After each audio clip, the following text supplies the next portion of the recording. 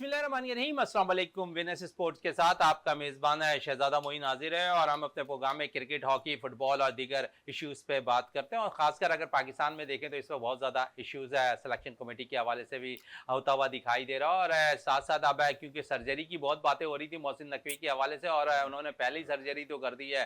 इन पहली सर्जरी के अंदर दो शिकार होते हुए ज़रूर नज़र आए, दो बड़े सिलेक्शन कमेटी के मेंबर। और उनमें अगर हम देते हो वहाब रियाज साहब को ओहदे से फारिग कर दिया गया, उनके साथ साथ अब्दुल रज्जाक साहब को फारिग कर दिया गया, फिर मंसूर राना साहब को फारिग कर दिया गया है। तो बहुत सी ऐसी चीजें अब सामने आ रही हैं जो बाकायदा तौर पर अब जो है सिलेक्शन कमेटी को जो फारिग किया गया वो पहली सर्जरी की जा रही है। लेकिन दूसरी तरफ अगर हम देखें तो मोहसिन नकवी साहब ने जो साबका क्रिकेटर्स को, जो लेजेंड क्रिकेटर्स हैं, उन्हें अपने पास मदऊ किया था और पाकिस्तान क्रिकेट की, डोमेस्टिक क्रिकेट और पाकिस्तान टीम के हवाले से बहुत सी बातें उन्होंने शेयर की और बहुत सी तजवीज़ भी ली डोमेस्टिक क्रिकेट के हवाले से और पाकिस्तान टीम के हवाले से कि क्या बेहतर होना चाहिए। लेकिन शायद मोहसिन नकवी साहब 3 से 4 लेजेंड प्लेयर को बुलाना भूल गए। उनमें एक सबसे बड़ा प्लेयर अगर कहा जाए पाकिस्तान के लिए, एक बड़ा नाम जिसने पाकिस्तान की तारीख क्रिकेट में बदल कर रख दी, जावेद मियांदाद उससे जो है मीटिंग में मौजूद नहीं थे। उनके साथ साथ डोमेस्टिक क्रिकेट की बातें हो रही हैं और मैं इस बात का गवाह हूं कि डोमेस्टिक क्रिकेट के अंदर, क्योंकि मैं अगर कराची के मुख्तलिफ ग्राउंड्स पर इवेंट कवर कर रहा होता हूं, पाकिस्तान क्रिकेट बोर्ड के मुख्तलिफ मैचेस कवर कर रहा होता हूं, तो वहां देखता हूं तो तौसीफ अहमद साहब जरूर ग्राउंड में नजर आते हैं। लेकिन इसे 12 रुकनी जो यहाँ पर साबका क्रिकेटर्स बुलाए गए थे, उन 22 रुकनी क्रिकेटर्स के अंदर तौसीफ अहमद भी कहीं नजर नहीं आए। तो ये एक सवालिया निशान है जो हम शायद अपने इस प्लेटफॉर्म से उठाने की कोशिश कर रहे हैं। और फिर साथ साथ क्योंकि अब गैरी क्रिस्टन और अजहर महमूद ने जो रिपोर्ट पेश किया उसके मुताबिक बहुत सी चीजें अब टीम के हवाले से निकलकर सामने आ रही हैं। और अब क्योंकि वहाब रियाज साहब को फारिग कर दिया गया, उनके साथ साथ अब्दुल रज्जाक का, फिर मंसूर राना और बाकायदा तौर पर वहाब रियाज के हवाले से अब खबरें सामने आ रही हैं कि जो पाकिस्तान क्रिकेट टीम है जो इंग्लैंड, आयरलैंड के दौरे पे थी और वहां पर जो है फिर हमने देखा कि बाकायदा तौर पर जो खिलाड़ी की डिसिप्लिन के मामला थे वो बहुत ज्यादा खुलकर सामने आए और अब वो रिपोर्ट भी अब सामने आ रही है और उसका सबसे ज्यादा शिकार बनते दिखाई दे रहे हैं पाकिस्तान के फास्ट बॉलर शाहीन शाह आफरीदी। उनके हवाले से अब जो रिपोर्ट पेश की गई है उसमें यह कहा गया है कि शाहीन शाह आफरीदी मैनेजमेंट की और कोचेस की बातें नहीं मानते थे और साथ साथ उनके रवैये से भी नाखुश नजर आ रहे थे। लेकिन मैनेजमेंट का काम था बाकायदा तौर पर रिपोर्ट पेश करना। लेकिन उस वक्त ना ही वहाब रियाज साहब जो सीनियर मैनेजर की हैसियत से काम कर रहे थे और ना ही मंसूर राना साहब ने कोई रिपोर्ट इन शाहीन शाह आफरीदी के हवाले से पेश की। अब रिपोर्टें बहुत सी सामने आ गई हैं। गैरी क्रिस्टन, अजहर महमूद ने रिपोर्ट पेश कर दी है मोहसिन नकवी साहब को और बहुत कुछ खुलकर मजीद सामने आएगा। इस पर हम आज अपने शो के अंदर बात करेंगे और हमारे साथ स्टूडियो पर मौजूद है जावेद इकबाल भट्टी साहब, सीनियर स्पोर्ट्स एनालिस्ट है, वो यहाँ पर मौजूद है। फिर हमारे साथ टेलीफोन लाइन पर मौजूद है सीनियर कमेंटेटर हसन जलील साहब है। उनसे सबसे पहले उनकी तरफ चलते हैं। अमेरिका से हमारे साथ टेलीफोन लाइन पर मौजूद है हसन जलील साहब। बहुत बहुत शुक्रिया विनस स्पोर्ट्स में टाइम देने का। और अब बहुत सी चीजें खुलकर सामने आ रही हैं और जिस तरह रिपोर्ट दी है गैरी क्रिस्टन ने और अजहर महमूद ने शाहीन शाह आफरीदी के हवाले से जो खुफिया रिपोर्ट दिया है, फिर फिटनेस के हवाले से उन्होंने बहुत सी वाज़ेह अपनी रिपोर्ट्स में पेश की थी। तो अब मामला खुलकर आहिस्ता आहिस्ता सामने आ रहे हैं। फिर जो सर्जरी की बातें हो रही थी, मोहसिन नकवी साहब ने जो है एक सर्जरी तो पहले कर दी और सर्जरी का शिकार बने हैं यहां पर वहाब रियाज साहब, अब्दुल रज्जाक और मंसूर राना, जबकि मोहम्मद यूसुफ और असद शफीक एतमाद बरकरार रखने में जरूर कामयाब हो गए हैं। क्या कहेंगे आप? सबसे पहले तो हमें यह बता दें क्योंकि अब सर्जरी का आगाज हो चुका है। देखिए, बात यह है मोइन साहब की सर्जरी कोई नई बात नहीं है।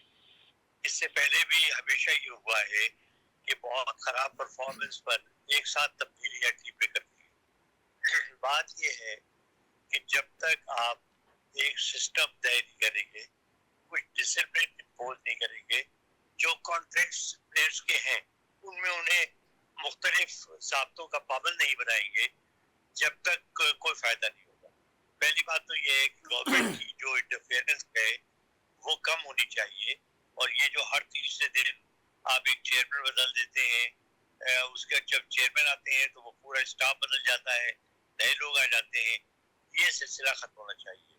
जब तक आप कंसिस्टेंट और कंटिन्यूएशन और पॉलिसीज नहीं करेंगे, जब तक अच्छे मुस्बत असरात बराबर नहीं होंगे।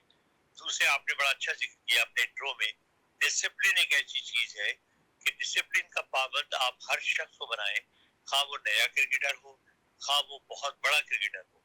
जो आदमी डिसिप्लिन की पाबंदी ना करे, जो आदमी आपने कोड ऑफ कंडक्ट बनाया है उसको फॉलो ना करे, उसे आप टीम से बाहर कर दें। उसके बाद जो सबसे इम्पोर्टेंट चीज है वो है फिटनेस। फिटनेस प्लेयर्स की बहुत जरूरी है।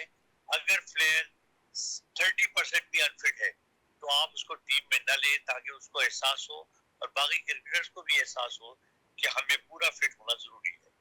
उसके बाद डोमेस्टिक क्रिकेट पे ज्यादा तवज्जो दें, खासतौर से जो 4 डे मैचेस हैं वो तमाम खिलाड़ियों को खेलने चाहिए। जो आदमी डोमेस्टिक क्रिकेट नहीं खेलता उसकी टीम में कोई जगह नहीं। देखिए, डोमेस्टिक क्रिकेट के बारे में जो क्रिकेटर्स बैठे हुए हैं वो आपको बताएंगे, लेकिन जो मेरा तजुर्बा है 300-350 मैचेस का, देखिए आपको जो प्रॉब्लम पेश आ रही है ज्यादातर बॉलिंग में खासतौर से और बैटिंग में, वो आ रही है इसलिए कि आपके खिलाड़ी लॉन्ग ड्यूरेशन की क्रिकेट नहीं खेलते। मैं एक छोटी सी मिसाल देना चाहूंगा आपको शादाब खान की। शादाब खान के बारे में लोग कहते हैं कि अचानक देखिए इतनी अच्छी बॉलिंग करता था जी, लेग ब्रेक बहुत अच्छी होती थी, गोली अच्छी होती थी, अब उनकी लेग ब्रेक खत्म हो गई। क्यों हो गई? वजह ये है कि वो शॉर्ट ड्यूरेशन क्रिकेट खेल रहे हैं, 4 over, maximum 10 over one day cricket के। ठीक है जी। जब आप डोमेस्टिक क्रिकेट खेलते हैं तो आपको 25 ओवर कराने होते हैं, 30 ओवर कराने होते हैं। आपके रिस्ट और आपके बाजू में फ्लेक्सिबिलिटी आती है। जब फ्लेक्सिबिलिटी आती है तो आप उसको मोल्ड कर सकते हैं। मसलन आपको जाहिर है कलाई को घुमा के गेंद करनी पड़ती है लेग ब्रेक। ठीक है। आप उंगलियों का इस्तेमाल करते हैं, फ्लिपर जिसे हम कहते थे, अब हम उसको कहते हैं फास्टर वन। तो फास्टर वन के लिए उंगली का इस्तेमाल भी आप उंगलियों और कलाई से करते हैं। जब आपकी कलाई स्टिफ होगी, फ्लेक्सिबल नहीं होगी, तो आपको बॉलिंग में मुश्किल पेश आएगी। तो पहले तो इन ज़ाब्तों का पाबंद बनाएं, उसके बाद फिर सर्जरी का नाम दें या ऑपरेशन का नाम दें या तब्दीली का नाम दें, लेकिन कंसिस्टेंट पॉलिसी होनी चाहिए। ये नहीं कि एक मैच आपने हारा, एक सीरीज आपने हारी और उसके बाद आपने तब्दीलियां कर दी, लेकिन सिस्टम वही का वही है। अच्छा, इसी हसन तरह जलील साहब मनमानी कह हो रहे हैं रही कि है। सिस्टम वही का वही है और इसी सिस्टम का शिकार अभी शाहिनशाह आफरीदी भी बनते दिखाई दे रहे हैं। अब उनके मुतालिक अब खुफिया जो रिपोर्ट है पेश की अजहर महमूद और गैरी क्रिस्टन ने, और उन्होंने ये कहा है कि वो कोचेस की बात नहीं मानते थे, लेकिन सारा दारोमदार अगर देखें तो मैनेजमेंट का होता है। अगर वो शाहिनशाह आफरीदी उनकी बात नहीं मानते थे तो बाकायदा तौर पर मैनेजमेंट का काम था कि रिपोर्ट पेश करना, लेकिन मैनेजमेंट ने जो अपनी रिपोर्ट जो पेश की है उसमें कहीं भी जिक्र शाहिनशाह आफरीदी का नहीं आया है। लेकिन जब गैरी क्रिस्टन और अजहर महमूद ने जो रिपोर्ट पेश की है तो उसमें सामने चीजें सामने आ रही हैं। असल में बात यह है, वही जो मैं अभी बात कर रहा था, कि जब आप सिस्टम का पाबंद बनाएंगे, आपकी कंसिस्टेंसी होगी, आप मैनेजर को या कोच को आप ये नहीं कि 1-2 सीरीज के बाद या 6 महीने के बाद आप कोच भी बदल दें, आप मैनेजर भी बदल दें। देखिए, आप बड़ा सोच समझ के इन ओहदों का इंतखाब करें, उसके बाद आप उनको एक्सटेंडेड रन दें। आप उनको कहें भाई तुम 2 साल के लिए हो, अब टीम बनाना आपका काम है। अब ये होता क्या है कि जो मैनेजर आता है या कोच आता है वो सोचता है कि यार अगर मैं प्लेयर से नाराजगी मोल लूंगा तो प्लेयर जाके शिकायत करेगी कि मुझे हटा दिया जाएगा। मुझे तो अभी तो मुझे पता नहीं कि मैं अगली सीरीज में हूँ या नहीं हूँ। तो प्लेयर्स को भी खुश रखने की कोशिश करता है, प्लेयर से लड़ता झगड़ता नहीं, अपने आप को इम्पोज नहीं करता, टेक्निकल चीजों पे बहुत ज्यादा तवज्जो नहीं देता। वो ज्यादातर जो है वो खुश रहता है कि भाई साथ इनके ट्रेवल करो, दोस्ती इनके से बना के रखो, इन्हें कुछ ना कहो, बाद में जो मर्जी है आप कहते रहे। अगर मैनेजर को कॉन्फिडेंस होगा कि भाई मैं सिलेक्टेड मैनेजर हूँ, मेरी अथॉरिटी भी है और मैंने अब ये टीम को बना के दिखाना है, तो फिर जाहिर है उसके लिए एक चैलेंज होगा और वो प्रोफेशनल तरीके से उस पर काम बिल्कुल करेगा। प्रोफेशनल अंदाज में वो काम करता दिखाई देगा। हसन जलील साहब हमारे साथ ही टेलीफोन लाइन पे मौजूद रहिएगा। जावेद इकबाल भट्टी साहब हमारे साथ स्टूडियो पे जी जी। मौजूद हैं। जावेद साहब, अच्छा। जिस तरह हसन साहब कह रहे हैं कि डिसिप्लिन का मामला अगर हम देखें तो उसको बहुत ज़्यादा हल करने की ज़रूरत है, फिटनेस लेवल पर हमें काम करने की ज़रूरत है। फिर वो ये भी कह रहे हैं कि बाकायदा तौर पर अगर मैनेजमेंट को ये पता हो, मैनेजर को भी ये पता हो सारी चीज़ें कि उसे 2 साल 3 साल 4 साल के लिए रखा गया है, तो फिर वो खुलकर काम करता हो। उन्होंने कहा कि अगली सीरीज़ का नहीं पता होता है यहाँ पर मैनेजमेंट का, तो फिर ऐसे ही मामला तो होते रहेंगे। लेकिन आप देखिए कि गैर मुल्की जो भी कोचेज आते हैं वो बड़ा फोकस कर रहे हैं, और खासकर अगर हम देखें गिलेस्पी जो प्रेस कॉन्फ्रेंस की उन्होंने भी फिटनेस के हवाले से बड़ा 100% कहा कि जो खिलाड़ी 100% फिट होंगे उन्हें मैं टेस्ट टीम के लिए सेलेक्ट करूंगा। और साथ साथ गैरी क्रिस्टन भी इसी मामला के इशूज़ पर बात कर रहे हैं कि फ़िटनेस लेवल पर काम करने की ज़रूरत है हमें। और फिर ऐसे मामला जो अभी सामने आ रहे हैं शहनशाह अफरीदी की जो खुफिया अभी रिपोर्ट सामने आई है, आप समझ रहे हैं कि इससे पाकिस्तान की जगहज़ाई भी होती हुई नज़र आ रही है? बहुत शुक्रिया मोइन भाई। देखें, अभी हसन भाई बात कर रहे हैं, देखिए किसी भी टीम में पूरी दुनिया में आप देख लें, देखिए फिटनेस जो होती है वो कुंजी होती है नेशनल टीम में जाने की। अगर आपकी वो फिटनेस उस मायार की नहीं है तो आप क्या रिजल्ट लेंगे, नंबर एक। नंबर दो, और आपके जो कोचेज है जब तक आप उनको फ्री हैंड नहीं देंगे, देखिए कोचेज होता ही इसलिए है कि वो टीम सेलेक्ट करता है, उसे पता होता है कोचिंग कर रहा है टीम की। जब तक आप फ्री हैंड नहीं देंगे अपने कोचेस को, तो आप जो है ये टीम में सिस्टम जो है चेंज नहीं कर सकते। अभी मनमानी चल रही ना, जैसे अभी हसन भाई ने बात की कि आप लेकर आते कोचेस, ये तो शुक्र है गेरी क्रिस्टन था, गैर मुल्की था, जिसने रिपोर्ट दे दी और साथ अजहर महमूद ने रिपोर्ट दे दी।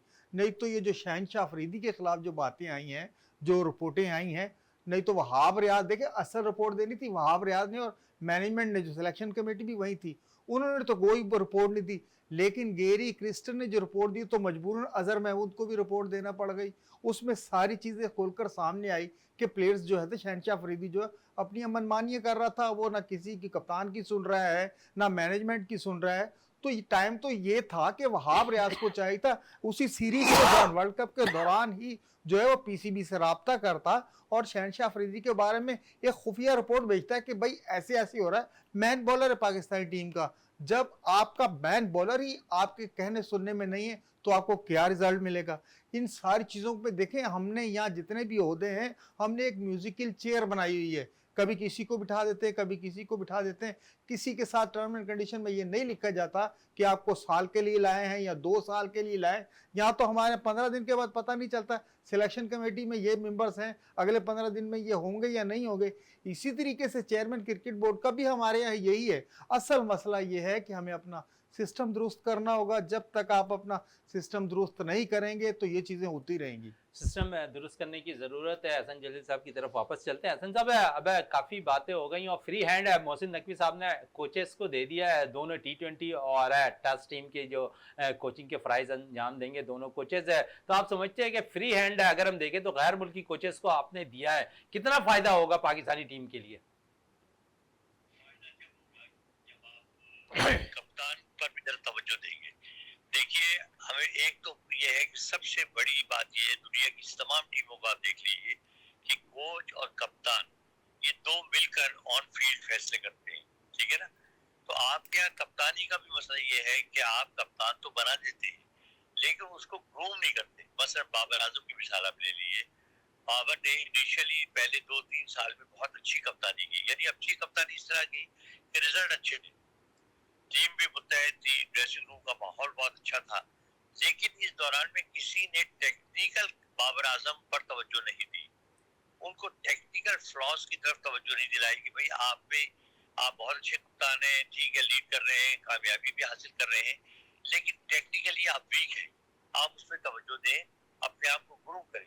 और दूसरे ये है कि कप्तान को ये कॉन्फिडेंस होना चाहिए कि प्लेयर्स 100% उनके साथ ताउन करेंगे।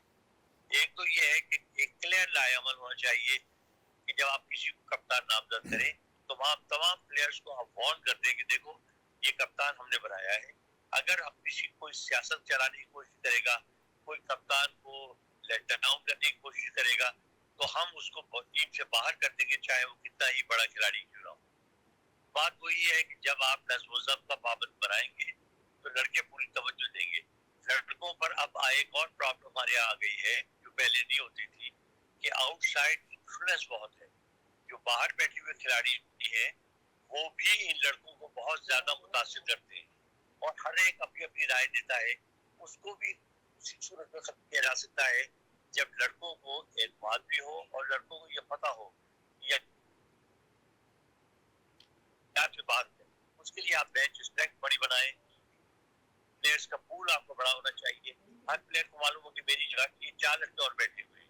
फिर आप देखिए कि टीम में आहिस्ता आहिस्ता तब्दीलियां आनी शुरू होंगी।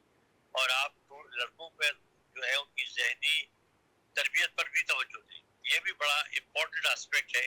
जैसे ऑस्ट्रेलिया की टीम, इंग्लैंड की टीम या भारत की टीम अपने लड़कों को ग्रो करती है जहनी तौर पर।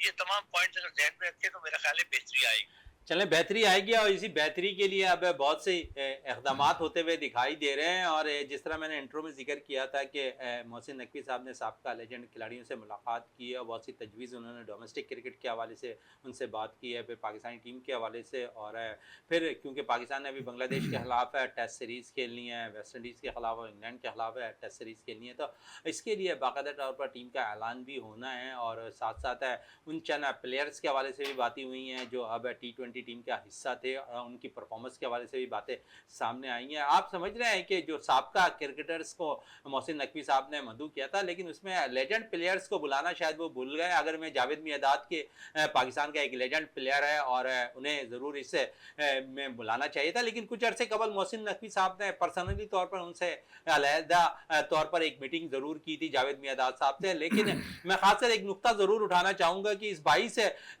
रुकनी जो टीम बनकर गई थी, यहाँ से जो खिलाड़ियों की थी, लेजेंड प्लेयर्स की थी, जो मुलाकात की, उसमें एक देखें तो सीनियर तौर पर पाकिस्तानी टीम की नुमाइंदगी करने वाले ऑफ स्पिनर तौसीफ अहमद शामिल नहीं थे।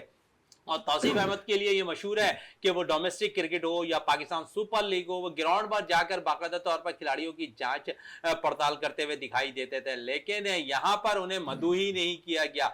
आप समझते हैं इसके हकदार जरूर थे तौसीफ अहमद साहब है, कुछ अरसे कबल वो अंडर 19 टीम के साथ भी मुंसलिक थे, फिर अचानक क्या वजूहत बनी कि उन्हें वहां से भी फारिग कर दिया गया। मेरे लिए बड़ी हैरानी की बात है कि तौसीफ अहमद और जावेद मियांदाद जैसे खिलाड़ी वहां मौजूद नहीं थे। जहाँ तक जावेद का ताल्लुक है तो ये आपको मालूम ही है कि तमाम दुनिया कहती है कि he was a cricketing brain. Javed Miandad technically मेरा ख्याल है बहुत कम मैंने इतने शार्प खिलाड़ी देखे कि जिनको फील्ड प्लेसिंग से लेके और बॉलिंग में तब्दीलियां, स्ट्रेटजीज बदलना, ग्राउंड पे क्या करना है क्या नहीं करना है, उसमें वो माहिर थे। और उनके मैं समझता हूँ मशवरे बड़े कारआमद साबित होंगे। तौसीफ अहमद जो है वो क्रिकेट से बहुत इन्वॉल्वमेंट रखते हैं और आपने बड़ी अच्छी बात की कि वो मेरा ख्याल है उन वाहिद चंद सिलेक्टर्स में से एक है कि जो ग्राउंड पर मौजूद होते हैं। हसन कभी मैं असल में हसन जलील साहब मैं इसलिए कह रहा हूँ तौसीफ अहमद के हवाले से कि मैंने खुद उन्हें बाकायदा तौर पर देखा है ग्राउंड में। जब मैं कवरेज के लिए वो मौजूद होता हूँ कोई सिलेक्टर नजर नहीं आता था मुझे। तौसीफ अहमद साहब जरूर नजर आते थे, गुलाम अली साहब जरूर नजर आते थे ग्राउंड के अंदर। आप ठीक कह रहे हैं बिल्कुल। अच्छा, दूसरे मैं समझता हूँ कि ये जो आप प्लेयर से मशवरे करते हैं ना, एक तो देखिए बहुत ज्यादा प्लेयर्स से मशवरे नहीं किए जाने चाहिए, उसमें भी कंफ्यूजन होती है। देखिए हर प्लेयर का एक अपना नुक्ता नजर होता है। आप उसमें भी आप एक क्राइटेरिया बनाए कि एक तो प्लेयर्स का सीनियर होना जरूरी है, उसका तजुर्बा बहुत हो, दूसरे उसका टेक्निकली वो स्ट्रांग। आपको ये पता हो कि ये क्योंकि देखिए चंद खिलाड़ी हैं जो सिर्फ खेलते हैं, बास खिलाड़ी ऐसे होते हैं जो क्रिकेटिंग ब्रेन होते हैं, जिनको पता होता है कि भाई हमने क्या करना है। तो आप उन खिलाड़ियों को इन्वॉल्व करें, उनसे मशवरा लें, उसके बाद आप एक पूरा लाएअमल बनाएं पॉइंट वाइज। और उसके बाद जिस तरह मैंने आपसे कहा कि आप एक कंसिस्टेंट पॉलिसी बनाएं कि अगले 3 साल के लिए या 2 साल के लिए हमारी ये पॉलिसी है, ये आज से इम्प्लीमेंट हो रही है और हर प्लेयर ने उसको फॉलो करना है। बिल्कुल फॉलो करना है। और इस पर मजीद और भी बात हसन जलील साहब से करेंगे। जावेद इकबाल भट्टी साहब मौजूद हैं। जावेद साहब जिस तरह जिक्र करें मोहसिन नकवी के हवाले से कि 22 क्रिकेटर्स उन्होंने बुलाया और इसमें तौसीफ और जावेद मियांदाद शामिल नहीं थे, आप क्या समझते हैं? उन्होंने कहा कि उनके लिए भी हैरानी की बात है कि तौसीफ अहमद, जावेद मियांदाद जैसे प्लेयर जो है इसमें जो है बाकायदा तौर पर मीटिंग का हिस्सा नहीं बने। मोइन भाई, ये सिर्फ हसन जलील साहब के लिए नहीं, आपके लिए और मेरे लिए भी हैरानी का बायस है कि इतने सीनियर प्लेयर। और तौसीफ अहमद तो आपको पता है वो ग्रास रूट लेवल का प्लेयर है। वो हमेशा से क्लब क्रिकेट और ये डोमेस्टिक क्रिकेट को ग्राउंड्स में जाके खुद फॉलो करते हैं, प्लेयर्स को खुद देखते हैं। और मियांदाद आपको पता वो क्रिकेटिंग ब्रेन है, वो जैसे हसन भाई भी कह रहे थे। तो इन प्लेयर्स का ना होना ये एक सवालिया निशान है कि इतनी बड़ी मीटिंग जब 22 रुकनी दस्ता जा रहा है तो उनमें इन सीनियर प्लेयर को तो सबसे पहले होना चाहिए। इनको तो चाहिए था कि उनकी सरबराही करते जितने भी लोग गए थे साबिक जो प्लेयर थे उनके साथ। लेकिन ये जंबे की बात है कि ये नहीं थे दोनों। लेकिन ये मैं समझ रहा हूँ कि ये वही है जैसे वहाब रियाज को हटा दिया है, मंसूर राना को हटा दिया, अब्दुल रज़ाक को हटा दिया है। ये जब भी कोई इतना बड़ा इवेंट होता है तो उसके बाद एक दो ऐसी तब्दीलियां या ऐसी चीजें होती हैं, लेकिन उसके बाद वही पुराना जो है वो सिस्टम वो चलता रहता है। बात वही है, पूरा सिस्टम जब आप सेट नहीं करेंगे, सिस्टम जैसे ग्रास रूट लेवल से आप लेकर नहीं चलेंगे, तो आप कैसे इसे ठीक कर सकते हैं। ये सारी चीजें तो होती रहेंगी। अब देखें गेरी क्रिस्टन की जो अजहर की जो रिपोर्ट आई, उसमें यहाँ तक उन्होंने कह दिया कि एक दूसरे के खिलाफ लाबियां बनी हुई थी टीम में। ये सारी चीजें होने के बावजूद आया के जो सीनियर मैनेजर है वहाब रियाज, उसे ये चीज भी पता नहीं थी। बिल्कुल उसके इल्म में ये सारी चीजें होगी, उनको चाहिए था कि आप अपनी रिपोर्ट में लिख दे। उन्होंने तो वो जो रिपोर्ट लिखी, वो नेहरू कहते हैं ना चैन की बांसुरी बजा रहा है, उन्होंने तो वो रिपोर्ट लिखकर दे दी थी पाकिस्तान क्रिकेट बोर्ड को, और इन्होंने वही रिपोर्ट लेकर रख दी। ये तो गेरी क्रिस्टन की जब रिपोर्ट आई तब इनकी आंखें खुली कि भाई वहां हो क्या रहा था। जैसे मोहसिन नकवी साहब कहते थे ना, 1 महीने के लिए आप तनकीद छोड़ दें, टीम रिजल्ट देना शुरू कर देगी। उसका जो है बिल्कुल उलट गया है। प्लेयर ने वो बिल्कुल समझो, वो जो थोड़ा सा पाबंदियां सी उससे भी आज़ाद हो गए कि अब तो हमें कोई पूछने वाला ही नहीं है। भाई ये पूरी कौम, ये 23-24 करोड़ आवाम जो है आपका गेम देख रही है, आपके पीछे अपना टाइम बर्बाद कर रही है, तो वहां जाके जो है आपने अलग अलग अपनी ग्रुपिंग शुरू कर दी है और आप मैनेजमेंट की बात नहीं सुन रहे, कप्तान की बात नहीं सुन रहे। इन सारी चीज़ों की वजह, और हमें चाहिए कि एक रोड मैप बना कर दें, कमेटी को भी दें, कप्तान को भी दें कि ये चीजें जो है हमने जो है अगले 2 साल या 3 साल करनी है। तो इसी पे जब आप चलेंगे तो ही कुछ आपको उसके जो फायदे नजर आएंगे ना, नहीं तो आप कैसे इन चीजों से सारों से फायदा ले सकते फायदे हैं। नजर आएंगे और इन पे आगे किस तरह चलेंगे। हसन जलील साहब हमारे साथ टेलीफोन लाइन पे मौजूद है अमेरिका से। हसन जलील साहब, मजीद क्योंकि अब बाबर आजम के हवाले से थोड़ी सी बातें कर लें, क्योंकि अब आपको ऐसा लगता है कि T20 के फॉर्मेट पर अब वो बाकायदा तौर पर कंटिन्यू करते दिखाई देंगे या मोहसिन नकवी साहब उन्हें कंटिन्यू कप्तान बरकरार रखेंगे? देखिए, पहली बात तो है कि एज प्लेयर मैं डिस्क्राइब करना चाहूंगा बाबर आजम को, बहुत ज्यादा उन पे क्रिटिसाइज किया जा रहा है। देखिए, बात यह है कि इसमें कोई शक नहीं, सारी दुनिया मानती है, और जितना मेरा तजुर्बा है मैं भी बिल्कुल खुल के ये स्टेटमेंट दे सकता हूँ कि वो दुनिया के बेहतरीन वर्ल्ड क्लास प्लेयर्स में से एक है। ठीक है, technically he is a very very sound player, तो लिहाजा प्लेयर की हैसियत से मैं समझता हूँ उसको तनकीद का निशाना बनाना गलत है। आप हैरान होंगे कि बाबर आजम ने T20 में 148 की जो स्ट्राइक रेट है उसके हिसाब से भी बैटिंग की है। 120 110 तो उनका जनरल बैटिंग का स्टैंडर्ड है। तो एक तो बहुत ज्यादा ज्यादती की बात है कि एक बड़े प्लेयर को आप इतनी बुरी तरह तनकीद का निशाना बनाए। हाँ, कप्तानी में उनमें टेक्निकल फ्लॉज हैं, जैसा कि मैंने आपको पहले कहा। मसलन उन्हें बॉलिंग चेंजेस पे पूरा कंट्रोल नहीं है। अगर टीम प्रेशर में हो तो उनके पास प्लान्स नहीं है कि प्लान ए बी कौन सा है। अच्छा, इसी तरह बैटिंग ऑर्डर में तब्दीली में भी वो थोड़े से वीक है। लेकिन उन्हें जो सबसे ज्यादा तवज्जो देनी चाहिए थी, मैं समझता हूँ आने वाले कप्तान को देनी चाहिए, वो ये है कि देखिए, कप्तान लीडर होता है। जिस तरह लीडर पूरी टीम को साथ लेके चलता है, तमाम लोगों को साथ लेके चलता है, हाँ इख्तिलाफात हो या ना हो, उसी तरह कप्तान को भी चाहिए कि वो पूरे ड्रेसिंग रूम को अपने साथ लेके चले। अगर किसी से इख्तिलाफात भी है तो उसको खुशरूबी से तय करे, माहौल अच्छा रखे, खुद भी बहुत ज्यादा अपने आप को इम्पोज करने की कोशिश न करे और ना बहुत ज्यादा अपने आप को डाउनग्रेड करने की कोशिश करे। तो कप्तान को मेंटली मजबूत होने की जरूरत है, और जिस तरह मैंने लफ्ज इस्तेमाल किया था कि जहनी ग्रोविंग आपकी टीम की बहुत जरूरी है। आपके खिलाड़ी ज्यादातर जो है वो उनका बिल्कुल इमेच्योर जहन है, क्रिकेट खेलने के बावजूद उनके जहन में वो पुख्तगी नहीं है, इसे दूर करने की जरूरत है। अच्छा हसन जलील साहब, ये भी बता दें कि अब क्योंकि बाकायदा तौर पर अगर हम देखें तो बांग्लादेश के खिलाफ सीरीज़ का आगाज़ होने वाला है, और जहां पर पाकिस्तान की शाहीन टीम इन दिनों high performance centre Hanif Mohammad पे जो प्रैक्टिस सेशन में भी मसरूफ़ है और नौजवान खिलाड़ियों को भी मौका फराहम किया जा रहा है। आप समझ रहे हैं कि यहाँ पर बांग्लादेश के खिलाफ आप जो है 2 से 3 फास्ट बॉलर्स और 2 से 3 बैटर्स को आप ट्राई कर सकते हैं, क्योंकि इंग्लैंड की टीम की अगर हम थोड़ी सी बात करें तो बांग्लादेश के खिलाफ से थोड़ी सी मजबूत है इंग्लैंड की टीम। आप बांग्लादेश के खिलाफ जरूर इन 3 से 4 प्लेयर्स को ट्राई कर सकते हैं। देखिए, बात यह है कि रोटेशन जब तक आप नहीं करेंगे, जब तक आपकी बेंच स्ट्रेंथ जो है वो बढ़ेगी नहीं, तो लिहाजा जरूरी नहीं है कि आप 3-3, 4-4 प्लेयर से एक मैच में डालें। आप एक प्लेयर, अगर आप समझते हैं टैलेंटेड प्लेयर है, तो आप 10 प्लेयर प्लान करके एक खिलाड़ी को नए को मौका दें। अगर वो क्लिक कर जाता है तो आपको एक अच्छा खिलाड़ी मिल जाएगा। इस तरह देखिए, आप इंडिया करती है, आप देखिए इंडिया के हर पोजीशन के लिए 5-5, 6-6 खिलाड़ी मौजूद है। वो इसी तरह है कि वो जब उन्हें मौका मिलता है वो नए खिलाड़ी को चांस देते हैं। अगर वो अच्छा होता है तो उसको आगे चलाते हैं, अगर वीक होता है तो उसे कुछ देर के लिए विड्रॉ कर लेते हैं।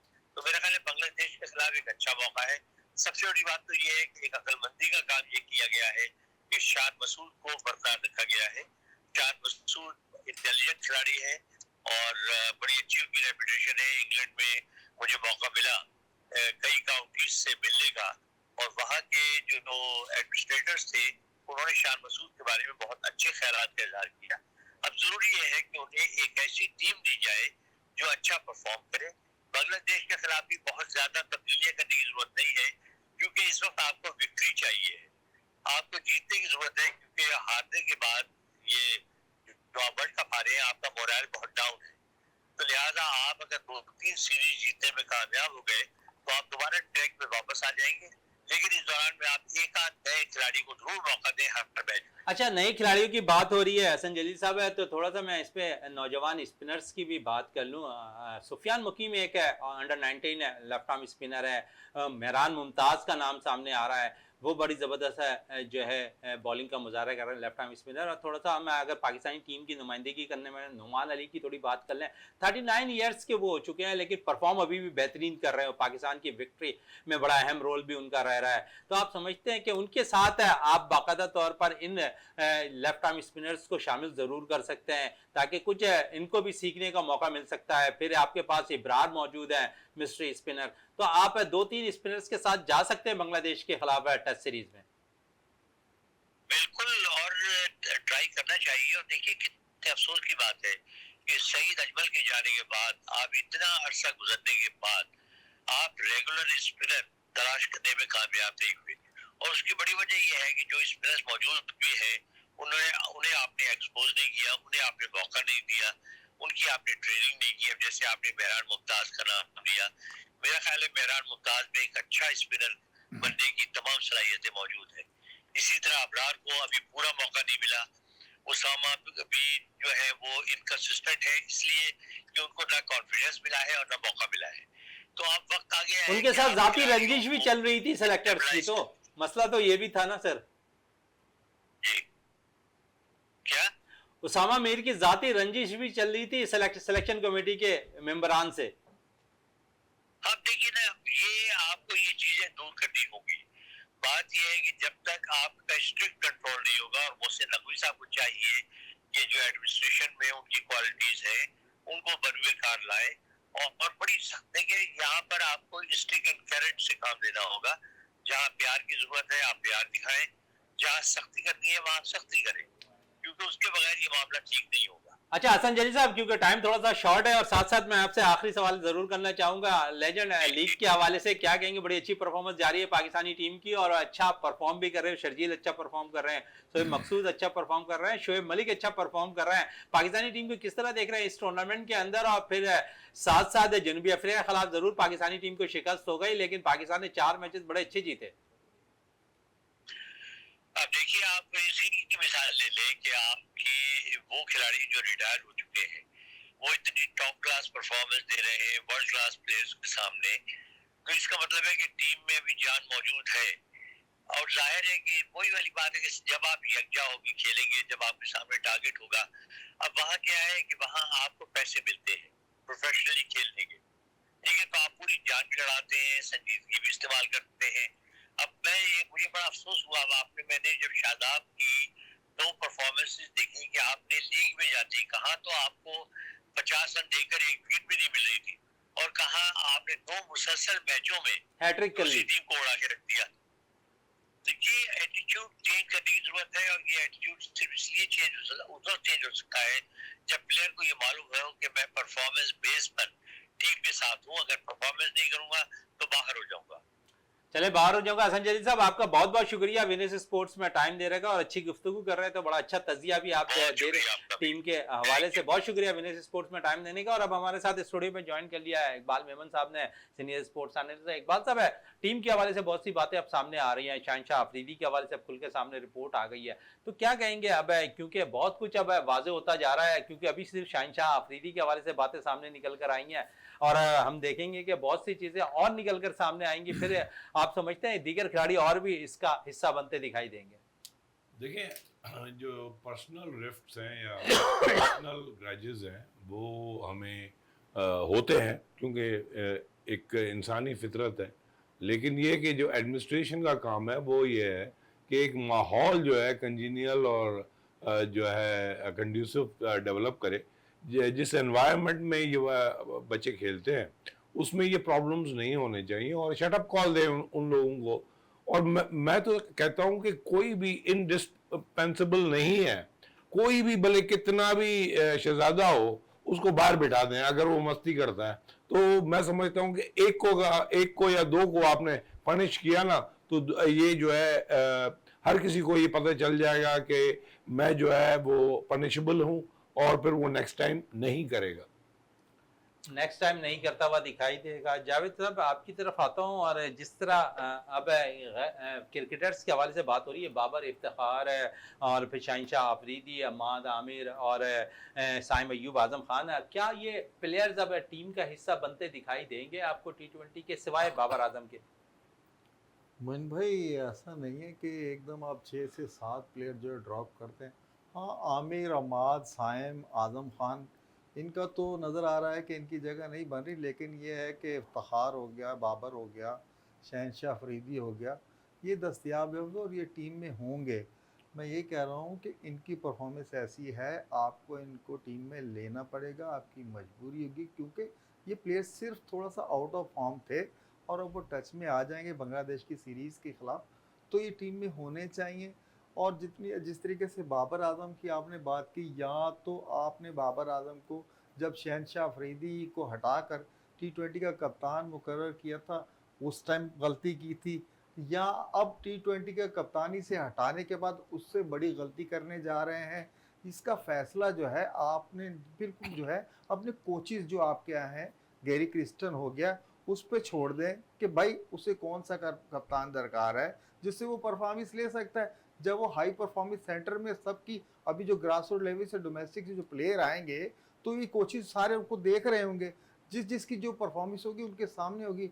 तो मैं तो यही चाहूँगा कि बाबर आजम को कंटिन्यू किया जाए, ये ऐसी गलती ना दोहराई जाए दोबारा, जो गलती की है जैसे शहनशाह अफरीदी को हटाया था और फिर बाबर को ले। अब बाबर को हटाने के बाद जो है मैं ये समझ रहा हूँ कि फिर जो है ये बोर्ड गलती कर जाएगा, इसलिए इन प्लेयर को टीम में होना चाहिए और बाबर को कंटिन्यू करना चाहिए। मगर जावेद साहब, मुझे एक चीज ये बताएं कि ठीक है, आपका जोर तो है बाबर पे, लेकिन आप समझते हैं कि टेक्निकली वो एज अ कैप्टन सूट करते हैं? ठीक है, एज अ प्लेयर तो वो अपनी परफॉर्मेंस दे जाएंगे, लेकिन आप समझते हैं कि एज अ कैप्टन जो है वो परफॉर्मेंस देंगे? क्योंकि मुझे नहीं लगता, एक तो वो जो इतने सारे रिफ्ट्स हैं उनको जो है संभाल नहीं सकते, फिर जो है ऑन द फील्ड जो है उनकी कप्तानी में बहुत सारे डिफेक्ट्स नजर आते हैं, और जो बॉलिंग चेंजेस हैं वो भी जो है इतने इफेक्टिव नहीं है। तो आप समझते हैं कि उनको कप्तान बनाना चाहिए?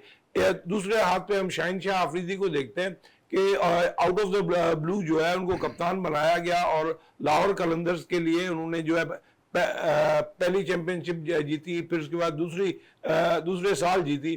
तो मैं समझता हूं कि वो एज अ कैप्टन सूट करते हैं, क्योंकि वो एक ब्रेनी कैप्टन है और वो एज अ देखिए इकबाल साहब, आप शहनशाह अफरीदी की हिमायत कर रहे हैं, अब तो शहनशाह अफरीदी की जगह बनाना टीम में मुश्किल हो गई है। जो रिपोर्ट सामने आई है उसके मुताबिक तो शायद शहनशाह अफरीदी पे हो सकता है कि जुर्माना भी हो जाए। देखें, वो तो आप कप्तानीशिप की बात कर रहे हो, कप्तानीशिप अगर लाहौर कलंदर्स की बात कर रहे हैं तो लाहौर कलंदर्स पे उनके साथ हारिस रऊफ शामिल थे, जमान खान मौजूद थे, फखर जमान उनके साथ मौजूद थे, जो अच्छी परफॉर्मेंस दे रहे थे, टीम यकजा होकर खेल रही थी। यहाँ तो 4 टुकड़ों में टीम बनी हुई है, तो शाहिनशाह आफरीदी खुद तो अपनी मनमानियां कर रहे थे। इसका देखिए, वहां पर जिम्मेदारी अगर वहाब रियाज को आशीर्वाद अगर शामिल थी, लगता है शाहिनशाह आफरीदी की, जो उन्होंने रिपोर्ट नहीं पेश की, अगर रिपोर्ट पहले पेश हो सकती तो शायद हो सकता है कि शाहिनशाह आफरीदी वर्ल्ड कप के मैचेस भी नहीं खेल तो पाते। शाहिनशाह आफरीदी को जो है दीवार से और आप कह लगाया रहे हैं कि किसने? उसे कप्तानीशिप दी नहीं, गई है नहीं, ऐसे देखिए, प्लेयर्स को। मैं आपको- माजी में आमिर की मिसाल आपके सामने है, सलमान भट्ट की मिसाल आपके सामने है। दो गलतियां जो है ना वो एक सही नहीं कर सकती। मैं आपको एक चीज बता दूं कि as a captain is a good captain. बाकी देखिए रिफ्ट आप तभी पैदा होते हैं कि जब आप उसने जो है कैप्टन बना, आपने उसको दीवार के साथ लगा दिया। ये जो है एडमिनिस्ट्रेशन जो है ना उसने ये प्रॉब्लम क्रिएट की है। वो उन्होंने जो है एक इंजीनियर एटमॉस्फेयर नहीं दिया, एक एनवायरनमेंट जो होना चाहिए प्रोफेशनल क्रिकेटर्स के लिए वो नहीं दिया। तो इसी वजह से यहाँ पे नौबत आ गई है। अब आप आगे चल के किसी और को कैप्टन बनाएंगे, फिर कोई रिफ्ट्स हो गए, फिर प्रॉब्लम्स बढ़ेंगे। मैं समझता हूं कि अब आपको समझना चाहिए कि एज ए कैप्टन, हाँ बाकी अगर कोई इनडिसिप्लिन उनके ऊपर आया है तो वो इनडिसिप्लिन को चेक करने के लिए डिसिप्लिन कमेटी का काम है कि एक डिटेल रिपोर्ट दे, इन्वेस्टिगेट करे। कमेटी मैनेजर ने यहाँ रिपोर्ट नहीं पेश की जो उनके साथ थे, जबकि इसी बेस पे शायद उन्हें वहाब रियाज को इसीलिए फारिग किया गया, मंसूर राना को इसीलिए फारिग किया गया, अब्दुल रजाक को इसीलिए फारिग किया गया कि शायद उन्होंने वो रिपोर्ट ही पेश नहीं की वहाब रियाज साहब ने, मगर जब ये अपनी मनमानियां कर रहे थे शाहिनशाह आफरीदी। मगर ये कि वहाब रियाज के ऊपर हाथ किसका था? देखें वहाब रियाज को इतना जो है इतनी शय किसने दी? तो देखें इन्वेस्टिगेशन तो यहाँ पे भी होनी चाहिए ना। आपने जो है ये बड़ा इजी है कि आप जो है डिवाइड एंड रूल पहले करें, उसके बाद जो है किसी के ऊपर भी जो है इल्जाम लगा के उसको हटा दें। ये कोई तरीका नहीं है। चले इल्जाम लगाने की बात है, जब साहब कुछ कह रहे थे क्योंकि टाइम थोड़ा सा शॉर्ट है हमारे पास, आखिरी जुमले में कुछ कहते हैं। आखिरी जुमले में मैं यही कह रहा था, जिस तरीके से अभी इकबाल भाई बाबर आजम के बारे में कह रहे हैं कैप्टनशिप, मैंने कहा कि यहाँ तो आपने उस टाइम गलती की या अब इससे बड़ी गलती करने जा रहे हैं। देखें आज से थोड़ा सा पीछे चले जाएं, यही बाबर आजम था जब टीम जीत रही थी तो किसी ने कप्तानी के मुतालिक कोई बात नहीं की। जब टीम ग्रुपों में तकसीम नहीं थी ना जावेद साहब उस वक्त, अब ग्रुपों में टीम तकसीम हो गई है। तो यही मैं मिसाल दे रहा हूँ। तो अब आप बाबर आजम से कैसे तवक्कात रखते हैं कि हर किसी ने अपना अपना जो है ना ग्रुप बनाया हुआ है, कप्तान की कोई सुनने को तैयार नहीं है। तो कैप्टनसी देखें, जब टीम में यकजहती होगी, एक बनकर खेलेगी तो रिजल्ट आना शुरू हो जाएंगे। मैं नहीं समझता कि बाबर आजम को ज्यादा कसूरवार आप ठहराएंगे, क्योंकि आपकी जो मैनेजमेंट है ज्यादा कसूरवार वो है, आपकी सिलेक्शन कमेटी ज्यादा कसूरवार है, जिन्होंने टीम में ये सारी चीजें देखते हुए भी जो है अपनी आंखें बंद रखी। वो तो गैरी क्रिस्टन मगर ये कि देखें ना, तब पता चला। मगर ये कि अगर बाबर को पता था कि एक इनडिसिप्लिन है तो फिर तो वो उसको जो है उसी वक्त ये चीजें बता देनी चाहिए थी। क्योंकि देखिए पूरा टूर्नामेंट जो है अगर इसी रिफ्ट ये में काम चला है, कप्तान का नहीं होता, ये काम मैनेजर का होता है। मैनेजर ही नहीं रिपोर्ट नहीं दी आगे। नहीं, मैनेजर ने तो यहाँ तक है जो खिलाड़ी रात को होटलों से बाहर जाकर तफरियां कर रहे थे वो रिपोर्ट तक पेश नहीं की। हमारे गैर मुल्की कोच ने जो है क्रिस्टन ने बाकायदा तौर पर ही रिपोर्ट दी, उसके बाद अजहर महमूद ने रिपोर्ट दी। ये खुफिया रिपोर्ट तो अब सामने आना शुरू हुई है। मगर ये तो ओपन सीक्रेट था। और हमें तो यहाँ पे ही हम जब डिस्कस कर रहे थे बाहर से, जो यूएसए से हमारे जो एनालिस्ट थे वो हमें सब कुछ बता रहे थे, तो ये तो चीजें खुली हुई थी। ये कोई किसी से उसके बावजूद रिपोर्ट मैनेजर ने नहीं दी ना। वो तो फिर मैनेजर का कसूर है। सिर्फ उन्होंने इतनी सी रिपोर्ट दी है कि ठीक है प्लेयर्स थे, लेकिन इस दफा प्लेयर्स से जो ना परफॉर्मेंस नहीं हुआ। चलें इस पे तो किसी और थी। प्रोग्राम में जरूर बहस करेंगे और इस मुतल्लिक और सी बहुत सी बातें भी करेंगे। इस वक्त है क्योंकि पाकिस्तान क्रिकेट टीम का और पाकिस्तान शाहीन का बाकायदा वुमेन्स टीम का जो है हाई परफॉर्मेंस सेंटर में हनीफ मोहम्मद पे बाकायदा ट्रेनिंग सेशन जारी है। आज क्योंकि पेशन गोई थी कि पाकिस्तान के कराची के अंदर बारिश होगी, लेकिन बारिश नहीं हुई, लेकिन प्रैक्टिस सेशन मनसूख नहीं हुआ। अगर क्योंकि बारिश की पेशन गोई के बाइस जो प्रैक्टिस मैच था वो मनसूख कर दिया गया है। इसी के साथ इकबाल मेमन साहब आपका शुक्रिया, जावेद साहब आपका बहुत बहुत शुक्रिया। प्रोग्राम का अख्ताम करते हैं इस दुआ के साथ कि पाकिस्तान में खेल और खिलाड़ी तरक्की करते रहें और पाकिस्तान का सबसे लाली परचम दुनिया भर में रोशन रहे। इसी के साथ अपने मेजबान शहजादा मोइन को इजाजत दें। पाकिस्तान जिंदाबाद।